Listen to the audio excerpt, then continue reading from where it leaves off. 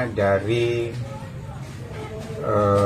berita yang disampaikan oleh sepupunya bahwa ada dia kronisnya dia sakit lalu menghangatkan badan, dekat perhatian.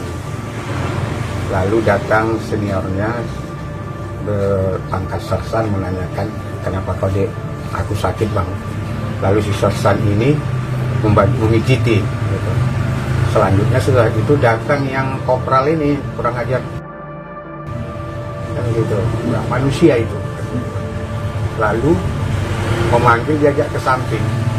Setelah diajak ke samping, informasinya itu ditanya, diajak sakit, lalu disuruh tunduk, lalu dipukul pakai ranting punggungnya, lalu disuruh, kalau nggak salah istilah di tentara itu tunduk tobat atau apa, lalu ditendang. Nah, itu dia tersungkur, jatuh, lalu dia bangkit, terjadi pembelaan dia. Aku bangga sama anakku walaupun mati, dia berani melawan, membela nyawanya depan seniornya, walau berani berpangkat kopral. Walau saya hanya seorang sekdes, tapi keluarga saya juga TNI Polri. Ya. Yang Bapak kekecewakan apa? Yang kekecewakan anakku bukan mati di ujung senjata GPK. Anakku mati sesama TNI dan di bawah tangan dan kaki seorang kopral TNI yang kurang ajar. Itu lagi tugas atau gimana Pak? Dia lagi tugas. Tidak ada yang tidak tugas namanya kalau ke Papua. Mereka menyambung nyawa di sana. Yang seharusnya saling menguatkan, saling melindungi, kenapa saling membunuh? Belum kering makam Prada Luki. Sekarang datang lagi makam Pratu Farhan Shauki Marpaung.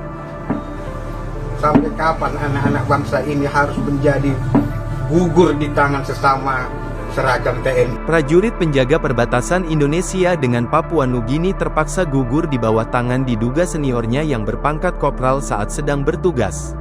Pratu Farhan Shauki Marpaung dikabarkan meninggal dunia pada Rabu tanggal 31 Desember tahun 2025 yang diduga di bawah tangan seniornya yang berpangkat kopral saat sedang bertugas di perbatasan Indonesia, Papua Nugini.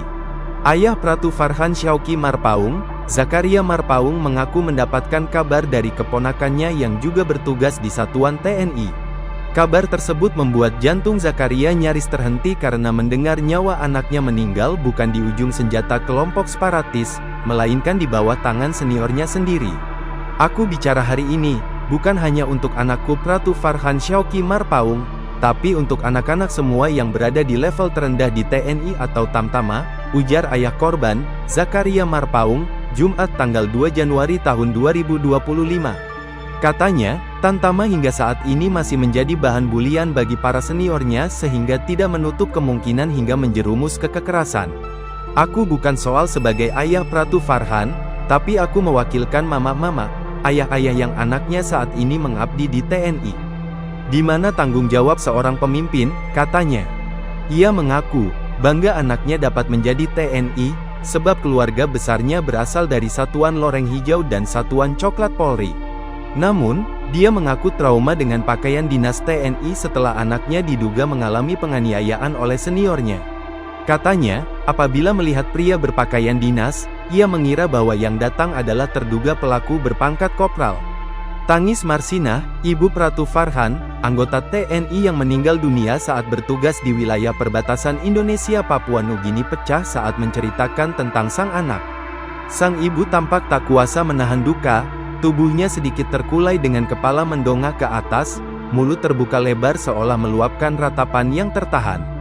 Dengan kedua tangan, ia mendekap erat bingkai foto Pratu Farhan. Potret sang anak mengenakan seragam loreng TNI seolah tak ingin melepaskan kenangan terakhir. Pelukan pada foto itu menjadi simbol ikatan batin yang terputus secara tragis, sekaligus penyangga di tengah ambruknya perasaan. Download Tribun X sekarang, menghadirkan lokal menjadi Indonesia.